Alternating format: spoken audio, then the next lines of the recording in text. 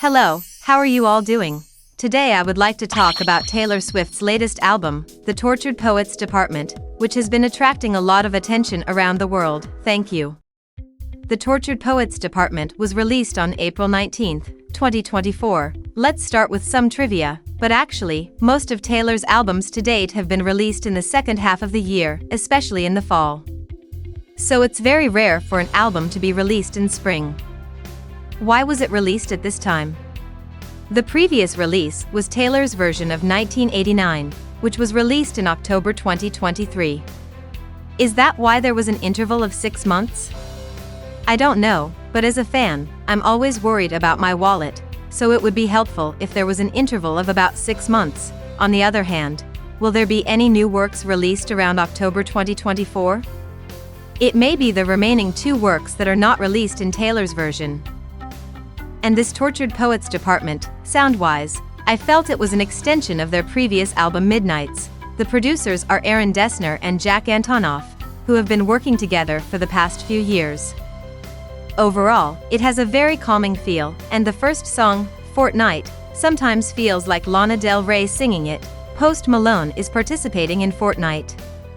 It's a very quiet song, and it fits perfectly with Post's worldview. In the music video, he had a tattoo painted on his face like Mr. Post. It's this song that Taylor was talking about in the commentary, which seems to indicate the theme of the album. It's about fatalism, longing, lost dreams, and life and death. This shows that it is a dramatic work. And perhaps the focus is on the album's title song, Tortured Poets Department. I'm paying attention to the lyrics. It has been said that much of the album is about her relationship with Matthew Healy of 1975. And this song feels exactly like that. You're not Dylan Thomas, and I'm not Patti Smith. This is not the Chelsea Hotel, he sings. Dylan Thomas is a legendary British poet. Bob Dylan's Dylan is taken from his name. Patti Smith is called the Queen of Punk. Musically, she's not that punk, but her strong way of life seems to have led her to be called that. In the movie Perfect Days, one of the songs that the main character, Mr. Hirayama, listens to in his car is Patti Smith. The Chelsea Hotel is a hotel in New York. Dylan Thomas died here and Patti Smith once lived here. Previously, it looked more like an apartment than a hotel.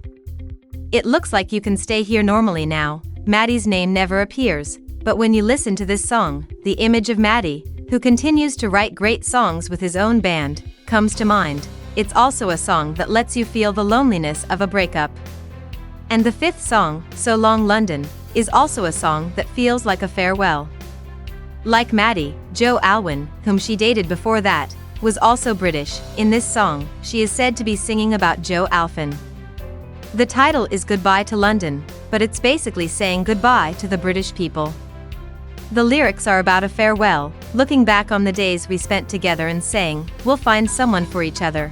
In addition to Matty and Jo, Taylor has also dated and broken up with British men such as Eddie Redmayne, Harry Styles, and Calvin Harris, so for Taylor, London has a strong image of being the hometown of her ex-boyfriends.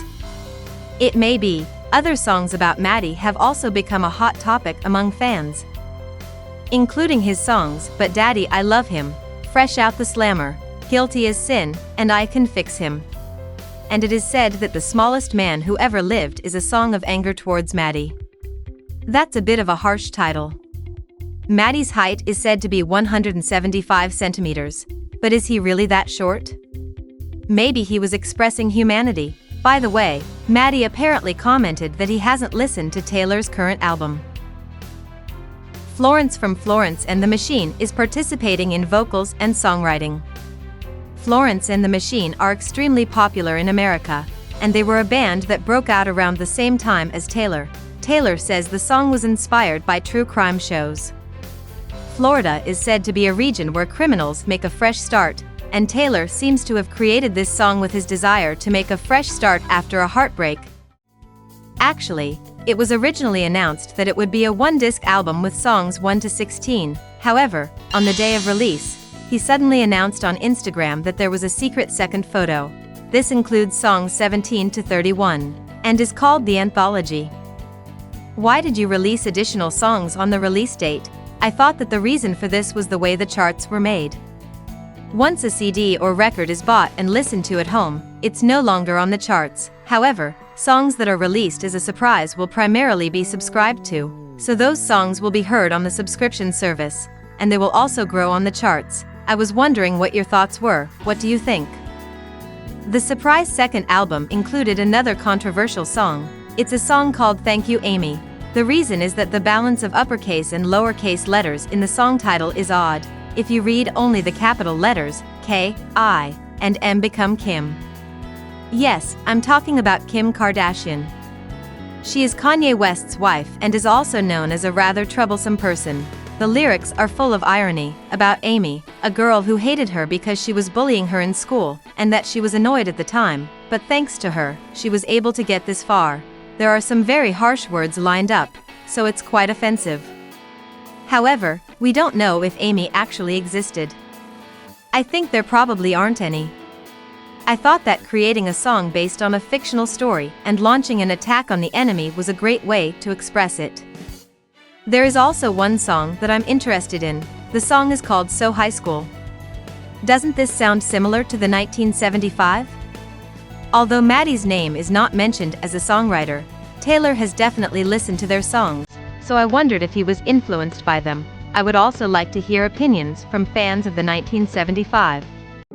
The album has already received critical acclaim and is expected to be one of the most anticipated releases of the year. It's likely to win a Grammy as well, and I think this album matches a variety of everyday situations, such as a relaxing afternoon or a quiet evening.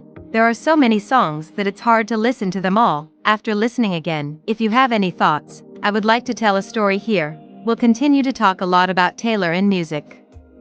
Please subscribe to our channel. See you again in the next video. Ciao ciao.